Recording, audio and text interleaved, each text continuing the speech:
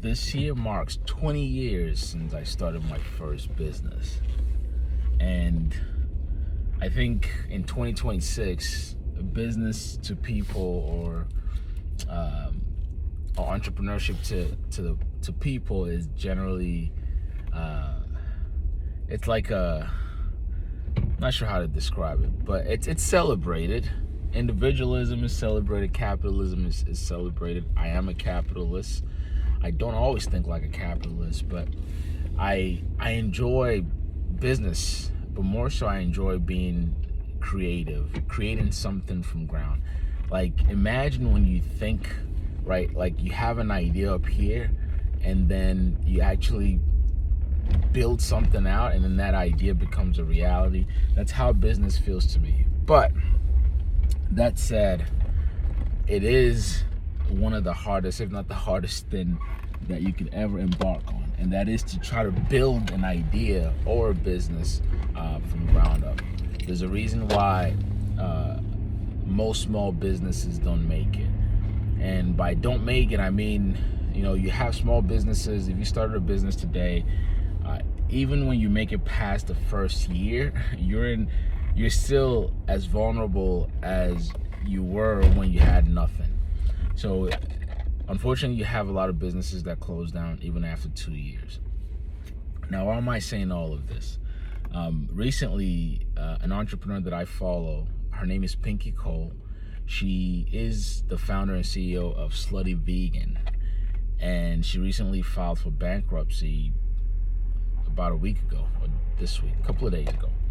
And it's funny how the public always react to situations like this, but more so it makes you also realize your own demise in the sport of business, because you have the same people who root for you are the same people waiting for you to fail. I thought about that, but in reading some of the articles and comments on her filing for bankruptcy, you have a lot of people throwing rocks. But for me as a business owner, I go, man, do you even have any idea how hard, incredibly hard it is to start and run a business? Like, I don't care what business that you're doing, even if it's a small corner store or if it's a digital business. You can ask any entrepreneur, right? And I'm not talking also about a project, because you have sometimes when you start a business, it's just you, right? You have a nice job for yourself, great. Those are less stressful. Now, when you run a business, meaning now you have all the other things involved.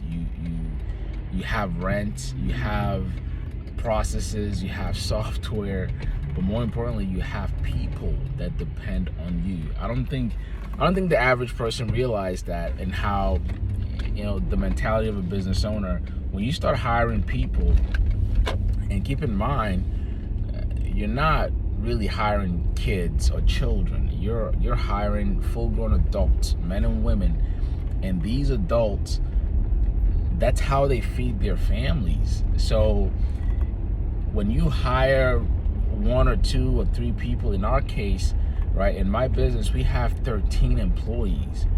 And every night before I go to bed, I always think, depending on what cash flow is doing for that quarter or for that month, it helps me sleep better at night knowing that we have enough funds to be able to take care of our people, because their livelihood, in all literal sense, depends on that job.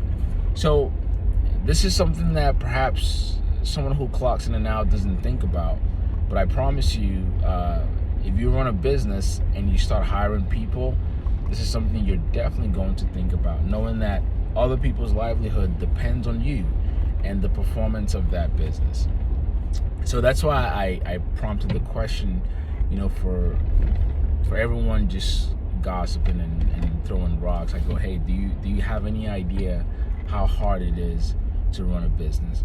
Now, Cole did not only run a business. Actually, like, her story to me is incredible. She started a business, and she got it to the point of profitability. She got it to the point where she raised $25 million, which is great. You know, $25 million is a lot of money. But that's the other thing that, you know, the public may get wrong or use a different lens. You know, when you see a business owner or a business raise a lot of money, you just assume like, man, they've hit the jackpot. But here are the things you don't realize. When you raise money, it's actually not a great thing, because keep in mind, someone cutting you a check for $25 million is expecting a return on that money. So all of a sudden you have a much more bigger obligation.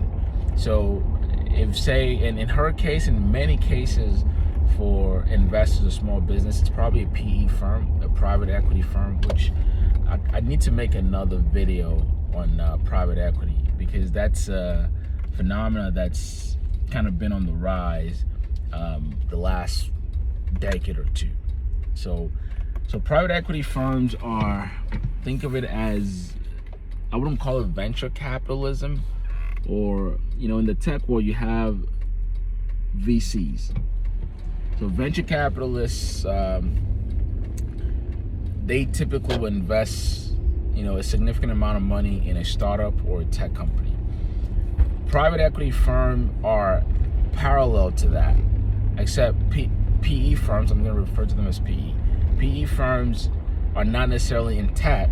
They could invest in an auto shop. They could invest in a laundromat. They could invest.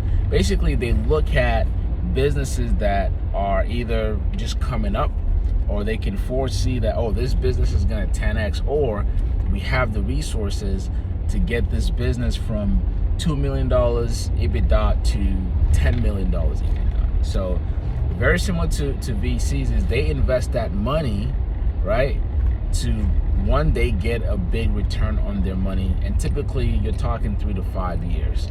So, and I imagine that's essentially what happened with Slutty Vegan. Is she raised money through a private equity firm, and I'm not sure what happened along the line. You know, in my experience, money can also, it can cover a lot of things, right? Especially when you come into a significant amount of money. I've been there, I've lived that truth, where I made a ton of money, or my business did, and that covered a lot of all the nasty stuff. And what you don't realize as an entrepreneur, or when you're running a shop, is you always think that that money will be there, or that you would get that type of money every time. But only few are lucky enough to experience that.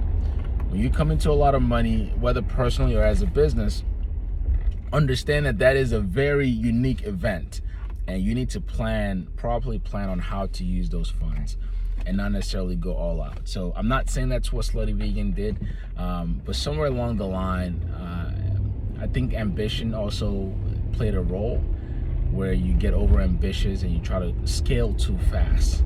Like, these are all details of business that I'm spitting out to you. They're good things that could turn bad, right? So on one end, you raise a ton of money. On the other hand, you're like, oh man, we've got $25 million in the bank right now, so let's go crazy. So I think in her case, she tried to grow too fast with the funding she got, which, by the way, that's why she raised the money. And unfortunately, just like you have in PE firms, the same thing happened with VCs in tech, where when a founder raises X amount of dollars, the pressure starts. Okay, the guy who cut you that check is like, okay, time to go fast. Now you got to go 0 to 100 very quickly. And unfortunately, that crushes a lot of business. And same thing, you look in the tech world, man, you see the billions and billions of dollars that gets lost, just wiped out. And that's part of the pressure. So I remember a mentor of mine said to me a few years back, it says, Mike, there is an unlimited amount of money out there. When you build your business and you're looking to take on money, or more specifically outside money, be very careful who you take money from, because that money is not free. It comes with its own perks and pressure. And unfortunately, you have some founders who cave under that pressure. So be very careful. And I think it's unfortunate, her story, but also, from a financial standpoint, I know bankruptcy is seen as a negative thing, but generally wealthy people use it as a tool.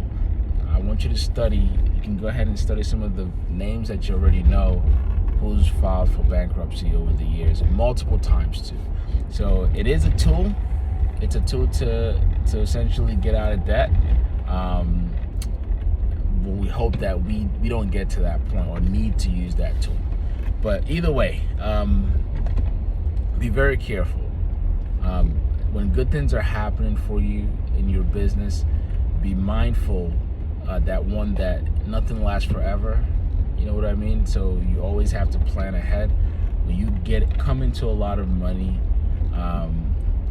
manage it well, especially if you've never experienced having that type of money in the bank before. So I say all that to say that to myself as well. I'm not perfect in how I've gone about things, but I thought to highlight her story because it's a case study. It's a great case study. If you've ever wanted to run a shop or something as big as Slutty Vegan, it's a great case study for folks. So you can learn from somebody else's mistake. And no doubt in my mind that this lady, Pinky Cole, no doubt in my mind that she's gonna come back and stronger than before. But it's a good tale for all of us who are still in the game and grinding. All right, I hope that helps somebody. Thanks for watching me blab for another 10-15 minutes, however long this video is. But I'm gonna get back to life now and get back to work. But I will catch y'all on the next video. Take care.